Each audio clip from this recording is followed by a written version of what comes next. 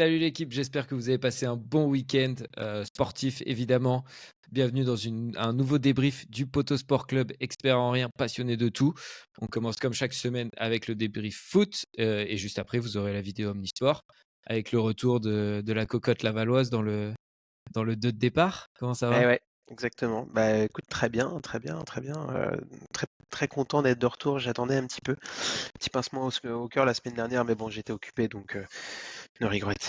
Mais merci Pierre, en tout cas, d'avoir pris le relais. Et ouais, on a de très beaux sujets pour cette semaine, donc j'ai hâte d'en discuter avec toi, Ouais, ou même non, juste d'en discuter pour commencer. Puis on verra plus ok, tard si affinité. Allez, on ça lance tout de marche. suite Non, bah le l'intro. sommaire, le sommaire Oui, d'abord. le sommaire, allez. On va revenir du coup sur le week-end de Ligue 1 avec la très belle victoire de l'OM hier soir face à Montpellier et qui se relance bien depuis l'arrivée de Jean-Louis Gasset. Le nul du PSG face au Stade Rennais et les autres résultats en bref. On va aussi faire un petit tour d'Europe avec notamment la Première Ligue et la Coupe de la Ligue anglaise et le foot féminin avec la Ligue des Nations et les belles prestations de nos Françaises dans cette compétition. Et comme d'habitude, on finira avec le poteau d'or pour savoir qui va succéder à Kylian Mbappé. Allez, à tout de suite. Tout de suite.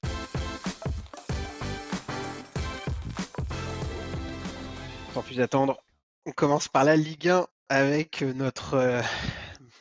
avec Marseille-Montpellier et la patte de Loulou Gasset, l'ancien manager du FC Istres, qui vient à la rescousse de l'OM avec une deuxième victoire en autant de matchs. C'est assez extraordinaire, c'est des stats qu'on n'a pas l'habitude de voir à Marseille, ou en tout cas pour un entraîneur marseillais. Il se qualifie jeudi dernier face au Shakhtar, victoire 3-1. Et puis ils battent Montpellier hier soir 4-1. 7 buts en 2 matchs, pas mal, une bonne dynamique. On sent un groupe qui est un peu remobilisé. C'est peut-être l'un des meilleurs matchs de l'OM cette saison. En tout cas, je parle de celui face à Montpellier, hein. Il y a eu un doublé pour Aubameyang qui enchaîne les bons matchs et les buts. J'adore Aubameyang, donc ça me fait plaisir de le voir faire ça. En tout cas, peut-être qu'il est dans des meilleures dispositions là dans ce profil d'équipe. Et puis Ndiaye qui marque son premier but au Vélodrome, enfin, enfin, enfin. Après une présentation en grande pompe dont on a beaucoup parlé. Ouais. Mais ouais, c'est vrai que Gasset, je trouve qu'il a, enfin, direct en 2 matchs, quoi. Et même dans son discours que j'adore, il a amené beaucoup de simplicité, de sérénité. Il a ramené de la confiance aux joueurs et j'adorais, et j'entendais qu'il disait quand il arrivait, voilà, moi je vais faire des choses simples pour reprendre de la confiance et je vais baser mon équipe, je vais mettre des mecs sur le terrain en Mm. fonction des leaders, quoi. Donc je vais mettre mes meilleurs joueurs, mes leaders, je vais essayer de les retrouver, de les mettre dans les meilleures conditions et après ça, je construirai mon équipe autour de lui et je trouve que ça marche super bien. On voit Aubameyang qui est très bon, Haritz qui aussi, je trouve, fait des bons matchs. Kondogbia qui a été très bon contre Shakhtar. J'ai pas vu le match hier entièrement, donc je vais pas trop parler, mais en tout cas le match contre le Shakhtar, Kondogbia fait un très bon match. Alors même si les débuts de match peuvent être compliqués, hein, penalty de Klose contre le Shakhtar et ouverture du score concédé face à Montpellier, j'ai eu très peur quand j'ai vu le penalty de Jonathan Klose face au Shakhtar. Je me suis dit, J'ai oula. cru que Benassia allait sortir de son siège et enchaîner sur le terrain.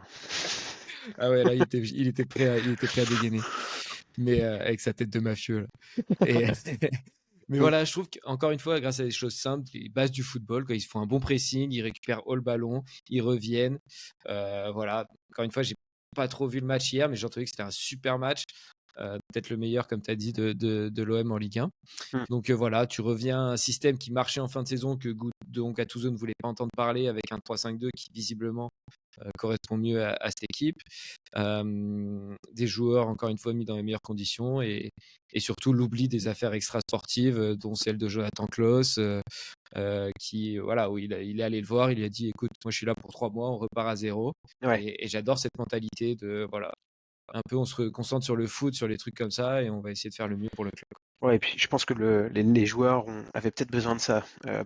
Peut-être pas forcément de changer d'entraîneur, mais enfin finalement aussi d'avoir un discours différent, mais peut-être d'avoir un gars qui arrive et qui dit bon, page blanche, on reprend Ouais. parce Ouais, que surtout qu'on voit c'est le Gattuso bordel à tous les était niveaux, quoi. C'est- Surtout quand on voit que Gattuso était un peu résigné dans sa communication, Ouais, voilà, donc il fallait de toute façon changer, ce que je disais mais la semaine dernière aussi. Ouais. ouais. Ouais, mais j'ai l'impression qu'ils ont trop souvent besoin de ça parce que tous les coachs, finalement, les 3 ou 4 derniers coachs de Marseille ont un discours un peu similaire à celui de Mm. Gattuso sur la fin, avec souvent un petit peu il laisse un peu tomber, j'ai l'impression à chaque fois. Ouais, mais j'ai presque l'impression qu'il y en a qui cherchent à se faire virer de l'OM. Enfin, tu vois, un coach qui dit ça, qui dit j'ai aucune solution, je vois Mm. pas ce que je peux faire de plus. Clairement qu'il a envie de se faire virer. On sentait que Sampaoli, Tudor, c'était pas non plus. Ouais. Voilà, ça se passait bien à l'OM, ils avaient fait des grandes saisons, mais ils n'avaient pas non plus un grand désir de s'inscrire dans la durée avec l'OM, quoi. Non, je pense que plus là, je suppose, hein, je suis pas un expert, mais encore une fois, hein, passionné, mais expert. Non, mais t'as l'impression que les mecs, plus ils sont enfin, plus ils passent de temps et qu'ils comprennent un peu l'organisation, le fonctionnement, et aussi l'impact que certains éléments extérieurs au club et au foot, tu vois, vraiment, peuvent avoir sur les joueurs et sur les résultats. Peut-être que ces mecs-là, au final, ils se disent assez rapidement, en fait, on fait pas du Ouais, foot là, on c'est prend la ça. tête sur plein d'autres trucs, les joueurs, ils sont sursollicités sur plein d'autres sujets. Enfin, c'est peut-être que les mecs aussi, ils en arrivent toujours un peu à la même conclusion, qu'il y a des problèmes peut-être sur la gestion, en dehors du sportif, quoi. Donc, ça va être intéressant de voir en tout cas comment Gasset là, va pouvoir tenir la fin de saison. C'est intéressant de voir ces 2 premiers matchs, à voir comment ça finit, et puis surtout ce que ça va enclencher pour la prochaine saison, parce qu'aujourd'hui Marseille doit déjà se tourner vers, je pense, 2024-2025 et Ah, peut-être aller chercher des places en Europe, ça c'est sûr, mais je veux dire mm. le plan, enfin le projet Ah oui, c'est. sportif là, il va vraiment falloir le revoir en profondeur, je pense, pour attaquer Bah, de une toute nouvelle façon, saison. c'est pas le but de continuer avec Gasset sur la durée et voilà, c'est plus une mission commando de 3 mois Ouais. pour essayer de limiter la casse sur cette saison qui est déjà ratée de toute façon hein, s'ils veulent la Ligue des Champions. Mais, euh, mais voilà, quoi, juste garder sur 3 mois et puis on verra, on construira autour d'un effectif un peu différent et avec un nouveau coach, quoi. Ouais. Bon, si je peux me permettre, il faudra peut-être éviter d'aller chercher des gens comme Laurent Blanc qui s'inscrivent pas trop dans les projets des clubs, hein. On l'a Oh, vu. la rancœur du Lyonnais qui parle là. Ah non, mais attends, le mec il a fait 2 matchs et il dit on n'a pas l'effectif. Bon, oui, tu l'as pas, mais bon, tu le dis pas, quoi. Alors, t'as un autre discours. Bref, petit aparté. On passe. Non, pardon, excuse-moi, mais est-ce que tu penses que du coup L'OM. l'OM, pardon, oh là là, lapsus. Est-ce que l'OM est tiré d'affaire grâce à l'arrivée de Gasset? Bon, c'est une question assez large, mais on va dire au moins pour cette saison. Qu'est-ce que t'en penses? Et est-ce qu'on s'enflamme en fait aussi? Il y a cet effet choc, tu sais, l'effet de choc de virer un entraîneur, d'en avoir un nouveau. Ça remotive un peu les troupes, mais pour Ouais. Marseille, c'est. Bah moi, je pense que déjà en 2 matchs, on en a plus vu qu'en 6 mois avec Gattuso peut-être. Et encore une fois, il met des choses simples en place, mais qui marchent bien. Alors que Gattuso, je pense, est un peu cette nouvelle génération d'entraîneurs qui veulent réinventer le football et absolument mettre leurs pattes sur une équipe et sur un système de jeu. Ouais. Alors que voilà, lui, il a dit, moi je m'en fous du système, vous êtes tous des bons joueurs, on va mettre des choses simples en place et ça va marcher. Mm. Ce qu'ils sont tirés d'affaire, tout dépend des objectifs qui sont fixés pour la fin de saison. Parce que si c'est aller chercher la Ligue des Champions, euh, ça va être compliqué. Même parce que là, ils enchaînent 2 matchs. Ils ont Nantes et Clermont, il me semble. Donc ça, il faut gagner pour se remettre un peu, se relancer un peu dans la course à l'Europe. Puis après, ils enchaînent, je crois, Nice, Rennes, le PSG, donc des concurrents directs à la Ligue des Champions. Et c'est vraiment là où on saura au final s'ils peuvent aller chercher l'Europa League ou peut-être mieux. Je crois que l'Europa League, ils sont à 5 points. Ligue des Champions, 7 points. Mais bon, encore une fois, quand on voit Monaco, Lille, qui sont tout le temps sur courant alternatif, tu te dis qu'il y a peut-être Lens, pareil, il y a peut-être une place ou deux à aller gratter, quoi. Ouais. Donc Clermont samedi, ils jouent Mm. Clermont samedi. Ensuite, ils vont jouer Nantes, Rennes, Paris, Lille, Nice. Ouais, Et voilà, ensuite ils ont 4 Toulouse matchs.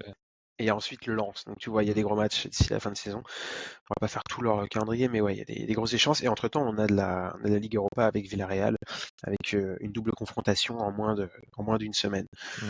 Donc ouais, je pense que ça va être très intéressant de voir d'ici mi-mars. Ils vont avoir 5 matchs avant de jouer Rennes le 17 mars. Je pense que on pourra dresser un bilan assez intéressant après ça.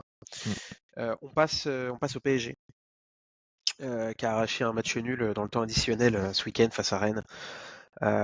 Gonzalo Ramos qui a obtenu et transformé un penalty. Euh, malgré une belle semaine. Il va faire parler ce penalty, je sens. Bah ouais, franchement, enfin, je vois pas comment ils pourraient me pas faire parler. Euh, Rennes a fait une belle semaine. Ils peuvent être clairement déçus du résultat, mais Amine Gouiri nous a fait une petite masterclass sur ce but Incroyable ce but. magnifique, la percée, le grand pont sur Danilo quand on a perdu ses jambes, c'était de la guimauve. C'est Boateng face à Messi. Ah ouais, c'est On a vraiment eu fait penser à ça, quoi. exactement, on l'a senti un peu perdu. Je pense que sur l'instant, il s'est dit putain, je vais finir sur tous les highlights, c'est pour Ouais. moi. Puis une petite finition extérieure du pied. T'en as pensé quoi de ce match dans l'ensemble, en dehors de ce geste magnifique et cette action magnifique d'Amine Gouiri? Bah, malheureusement, un match dans la lignée des derniers du PSG, quoi, qui est globalement décevant. J'ai l'impression de me répéter chaque semaine, en fait. Ouais, moi aussi, j'ai l'impression que tu vis la même chose là, depuis Mais quelques oui, mais semaines. parce que c'est clairement le jeu de possession dans lequel Luis Enrique s'obstine, qui ne marche pas, hein, tout simplement. Je crois qu'on a 65% de possession pour Paris, mais pas beaucoup d'occasions. Oui, Mandanda fait un ou deux arrêts, mais c'est pas non plus des. Voilà, on n'est pas là à faire le siège du but rennais. À côté de ça, on est aussi fébrile derrière parce qu'on subit des contres. Danilo, pour le coup, j'ai pas trop envie de le tuer parce que c'est un mec que j'adore et que voilà, est toujours exemplaire en termes de comportement, mais au bout d'un moment, on voit aussi ses limites, Hmm. même si c'est un soldat. Euh, Beraldo, clairement, je pense que c'est encore trop tendre. Ouais. Et du coup, on concède beaucoup d'occasions. On a ce milieu. Alors, le milieu est Ruiz, Lee, Vitinha hier. Voilà, quoi, il n'y en a aucun qui va. T'as aucun joueur d'impact là-dedans. Lee, il se regarde un peu jouer, même si je le trouvais bon au début de saison. Ruiz, il fait partie des chouchous de Luis Enrique, même s'il joue en pantoufle, il n'a pas fait une passe verticale vers l'avant depuis 2014. Mais voilà. Après ça, à côté de ça, il y a Ramos qui, lui, est un des indésirables de Luis Enrique qui ne le fait quasiment jamais jouer, qui fait une très bonne entrée, Ouais. qui se crée une belle occasion juste avant son penalty, qui fait un geste magnifique sur le penalty. Bon, après, il est discutable. Ouais. Mais le geste, le crochet qu'il fait avant la faute, c'est magnifique et c'est clairement ce dont on manque dans la surface au PSG, quoi. Hmm. On voit aussi l'équipe, enfin tu le dis, on a la possession très bien, mais enfin pareil à la possession. Tu as mentionné Fabien Ruiz, en dehors de Danilo, même s'il s'est fait manger, assommer, tout ce que tu veux, sur cette action, on a quand même les trois autres défenseurs qui sont sur jaune, enfin qui finissent avec un carton jaune, Fabien Ruiz aussi.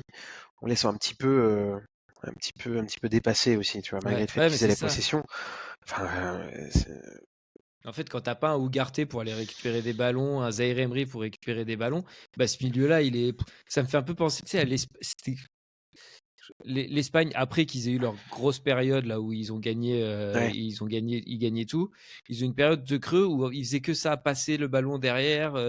Voilà, donc ils avaient la possession, ils faisaient 2000 passes par match, mais ils marquaient pas. Et voilà, c'est ça, exactement. Pour moi, Fabien Ruiz, même si c'est pas partie de cette équipe-là, il illustre un peu ce côté-là, voilà, d'Espagnol, à faire des passes latérales ou en arrière, à pas perdre le ballon, mais toujours à jouer à deux à l'heure et à jamais être dangereux. ouais, un peu le Barça, il y a quelques années, quand, faut même encore un peu aujourd'hui, mais ou même à la fin de Enrique, quand on ne Mm. savait plus faire grand-chose et que bah, on était un peu toujours dans le même schéma. Ouais. Je me souviens que j'étais un peu le seul à les supporter à l'époque dans les classicos, et c'est vrai que c'était assez chiant à regarder. Je m'y retrouve un peu là, quand je regarde certains matchs de Paris. T'en as pensé quoi du penalty? Même si je connais déjà ta réponse. Euh, pour moi, alors, c'est clairement un penalty. C'est Stéphane Guy dans l'after, je crois qu'il disait hier, c'est un penalty de grande équipe dans un grand stade, quoi. Mm. Voilà, donc c'est vrai. Après, pour moi, Ramos joue bien le coup. Parce qu'il y a contact, il va chercher le contact, mais c'est les pénaltys qui sont sifflés aujourd'hui. Quand il y a contact entre l'attaquant et le défenseur, si tu laisses traîner la jambe, eh ben, il siffle pénalty quasiment à chaque fois. Sauf sur Marcus Thuram en finale de Coupe du Monde. Ça, c'est autre chose. Euh, mais voilà, donc c'est un peu dur. C'est dur pour Rennes. Je comprends que ce soit très frustrant pour eux, mais c'est pas le scandale du siècle non plus sur ce penalty pour moi. Non, mais c'est très facile de l'épiner là-dessus, sachant que en ce moment, c'est un gros sujet. L'arbitrage, le VAR, tous ces trucs-là, là, en ce moment, franchement, ça détourne un petit peu l'attention de. Enfin, on est très focus un peu là-dessus. Il y a beaucoup d'articles, il y a beaucoup d'entraîneurs aussi qui donnent leur avis. Ça commence à être tendu, je trouve, autour de ça. Ça aurait été bien qu'on l'évite. Enfin, ou en tout cas qu'on ait un exemple en moins à ce sujet-là. Tant mieux pour Paris, tant pis pour Rennes. Ils ont plus à perdre, malheureusement, Rennes, hein, sur ce genre de Ils choses. Mais bon, reviennent bien quand tu vas chercher un point au parc, quand même. ouais, Voilà, je pense que si on leur avait dit ça avant le match, ils auraient signé tout de suite. Après, mais ils vu le scénario, méritaient. c'est dur, mais La victoire n'aurait pas été voilà. déméritée, Oui, non, c'est sûr. clairement. Euh, alors, on a aussi Mbappé qui Un sort à la petit, un petit fait de match aussi, là. Mbappé, qui sort à la 65e pour la première fois de la saison et qui n'avait pas démarré le week-end dernier. Bizarre. Première fois depuis son annonce de départ et Enrique qui a dit à juste titre, hein, à un moment il ne sera plus là et on doit on doit se préparer à ça. Est-ce que Luis Enrique peut se priver de Mbappé sur la fin de saison pour préparer son équipe?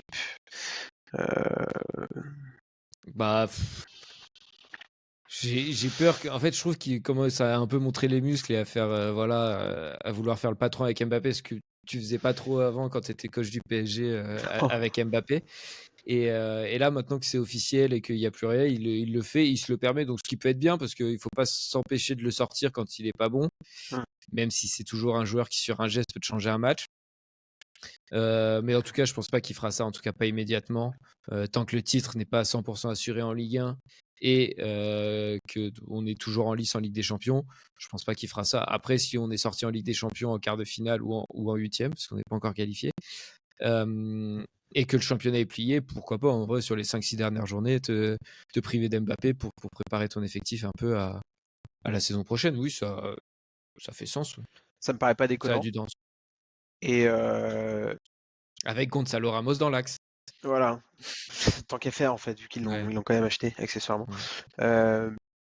En Ligue des, je pense que non, tu peux pas. Tu peux pas, et puis je Puis pense que ça serait pas faire vis-à-vis d'Mbappé, quoi. Ce serait non, et pas. puis Mbappé doit avoir enfin, il va avoir les crocs jusqu'à la fin de saison Mm. pour aller au bout, enfin essayer de porter son équipe au bout de la Ligue des. On a du mal à y croire, mais voilà, en tout cas, il aura une forte motivation là-dessus. Je pense qu'une Ligue 1 de moins ou de plus pour Paris et pour Mbappé, c'est pas le sujet aujourd'hui. Donc, je pense qu'il y aura deux choses différentes. Mais je pense qu'il a bien fait, moi, en tout cas. C'est bien de s'habituer. Oui, surtout que le match pour le coup d'Mbappé est très mauvais sur les 60 premières minutes, donc qu'il se fasse sortir, c'est pas illogique non plus, quoi. Non, le C'est timing est juste que bon. ça Il fait, n'arrivait il, pas. il Oui, fait voilà. parler. C'est juste que ça n'arrivait jamais avant, quoi. Exactement. Fini pour Marseille, fini pour Paris. On a déjà bien traité d'eux, un petit peu trop peut-être, mais bon, bref, on passe à Lyon, parce que Lyon, Il va c'est être un aussi peu long très cette important. vidéo.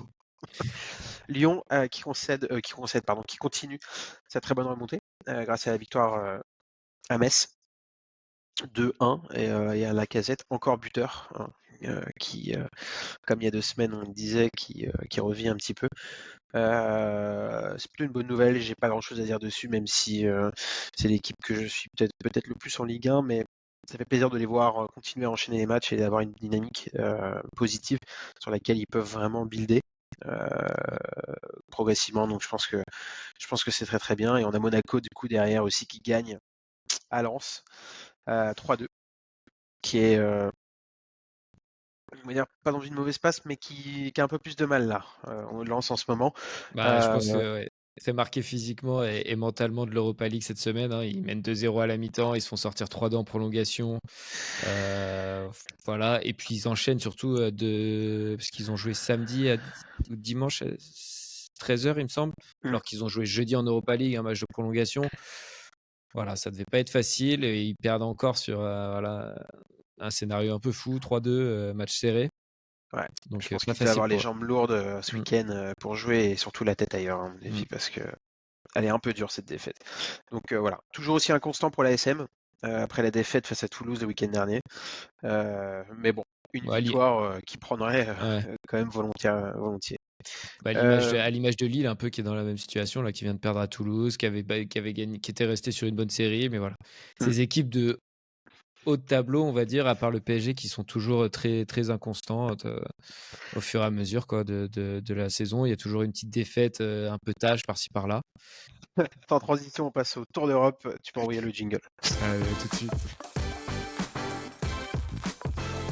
Tour d'Europe, Angleterre, avec Liverpool qui remporte la Coupe de la Ligue anglaise face à Chelsea en toute fin de prolongation, grâce au capitaine Virgil van Dijk.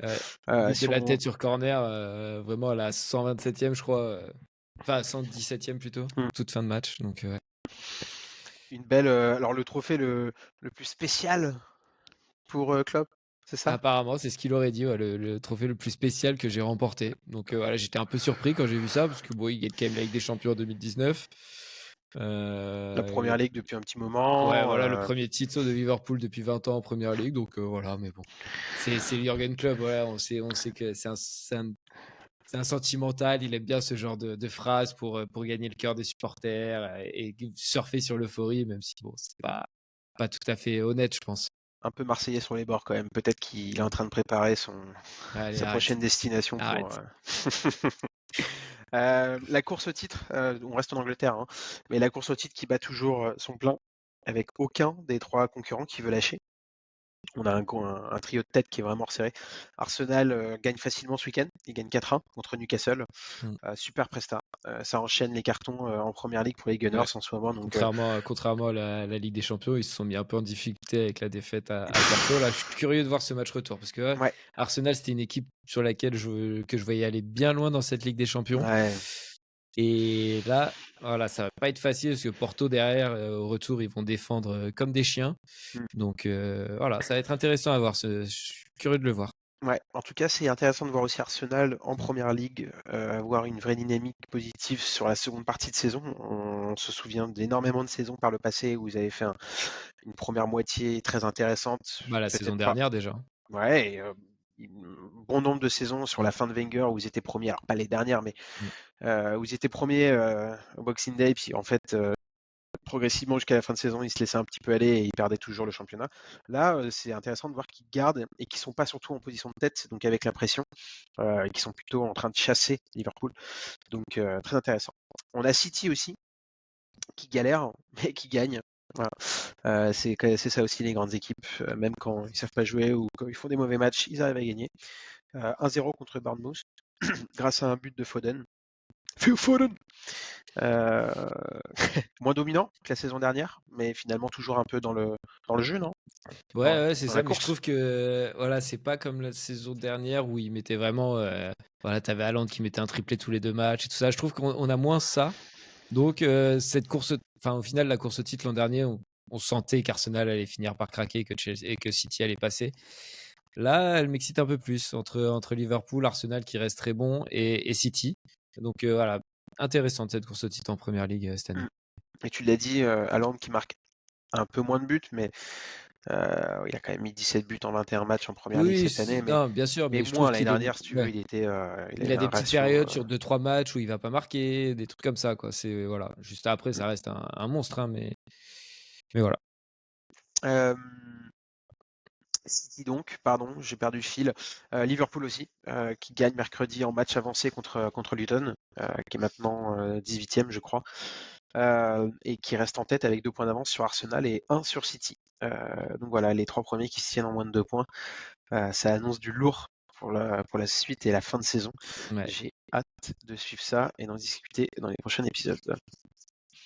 On passe en Espagne.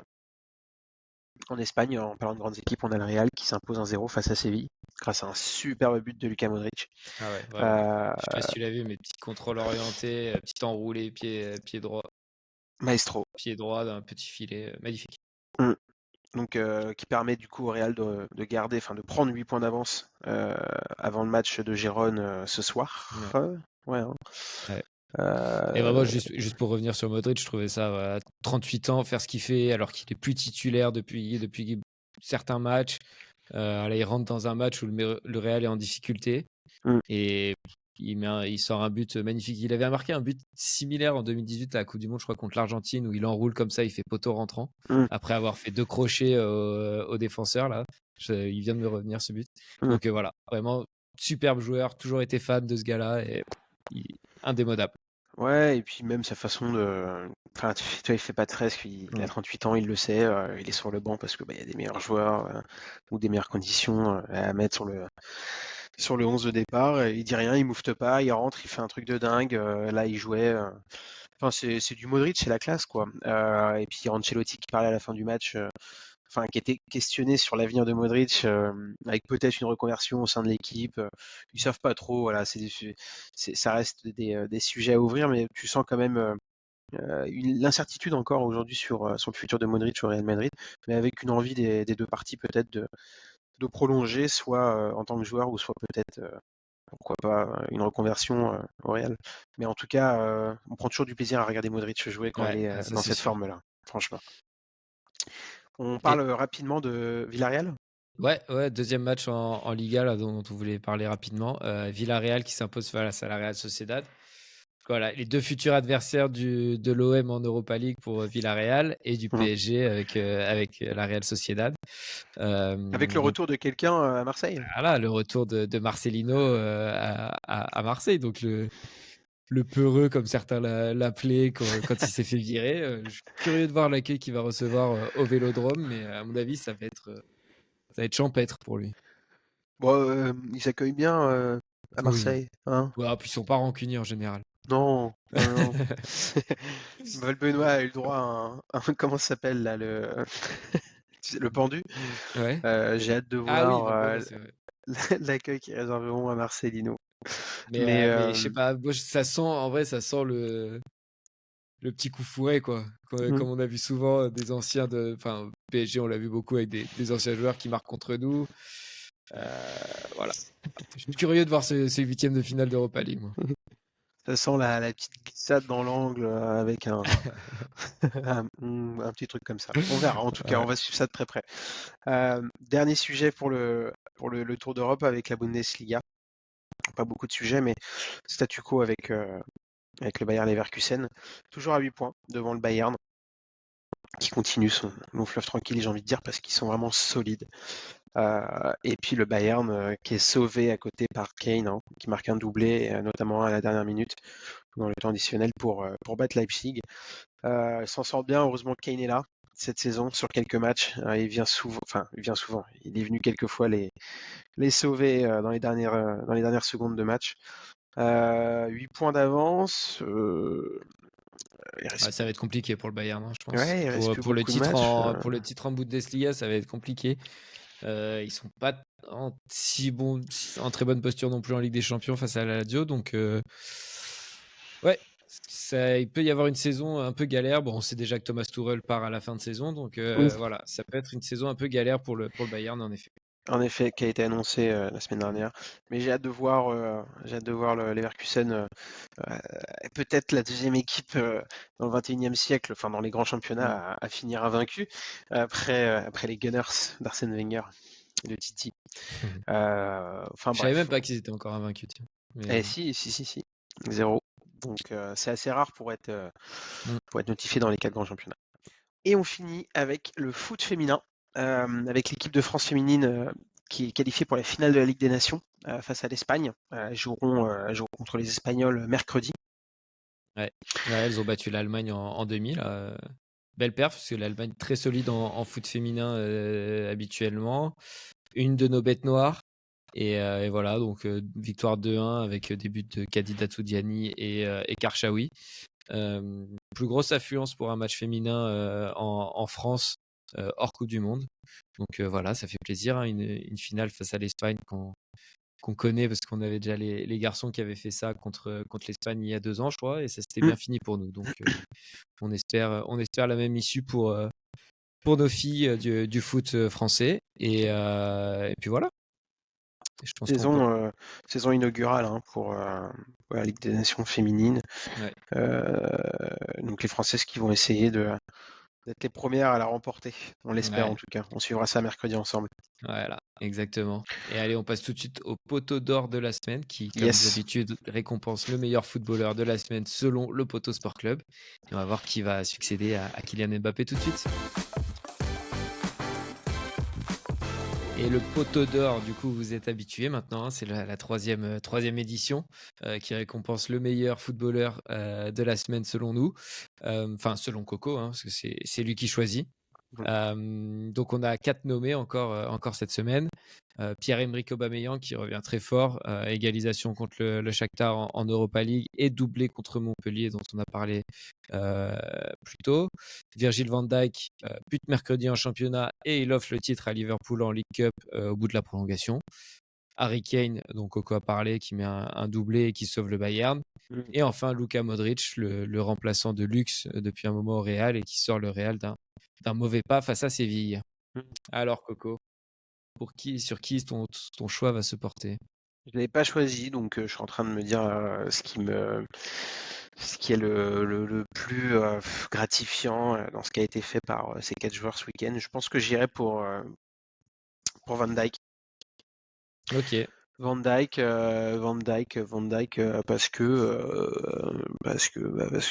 c'est un titre finalement, ce qui n'est pas le cas des Pas autres. Aubameyang. Tu vois, moi, je serais parti sur Aubameyang pour le coup. Moi j'adore Aubame, donc je l'aurais bien dit, hein, c'est un gars de Laval, donc je lui donnerai le poteau d'or plus souvent que n'importe qui d'autre. Mais non, je vais récompenser le titre que Virgil apporte à Liverpool pour la dernière saison de Klopp. C'est c'est un grand capitaine, c'est un grand joueur. Il vient sauver son équipe quand il faut. Harry Kane a mis un beau doublé, il sauve aussi le Bayern, mais il n'y a pas grand-chose à jouer peut-être ce week-end-là. Modric, c'est super ce qu'il fait, mais voilà, on est habitué aussi Et à... puis le Real est tranquille en Liga. Voilà. Donc je pense que Ok. pour ce que ça représente, Van Dijk. Les supporters marseillais vont pas être contents. Je crois qu'il y en avait déjà qui me demandaient des poteaux d'or la semaine dernière dans les commentaires sur Insta. Donc voilà, les supporters marseillais, si vous n'êtes pas d'accord avec ce choix de Coco, que vous aurez préféré Aubameyang, dites-le nous dans les commentaires. Moi, je trouve ça, on est à ça du scandale pour moi. Mais bon, Je c'est t'ai la dit, j'ai loi hésité, mais au moins ça veut dire que je l'ai considéré. c'est presque l'équivalent de Messi Ballon d'Or cette année. C'est presque ça. Mais voilà, C'est voilà. Virgil, c'est mon dernier mot. Basta, Allez. que ça Eh vous plaise ben, ou non. félicitations à Virgil van Dijk alors. Et puis nous, on va se retrouver très rapidement pour le débrief Omnisport. Ouais. Et sinon, la semaine prochaine pour un autre débrief foot. Ciao l'équipe. Salut!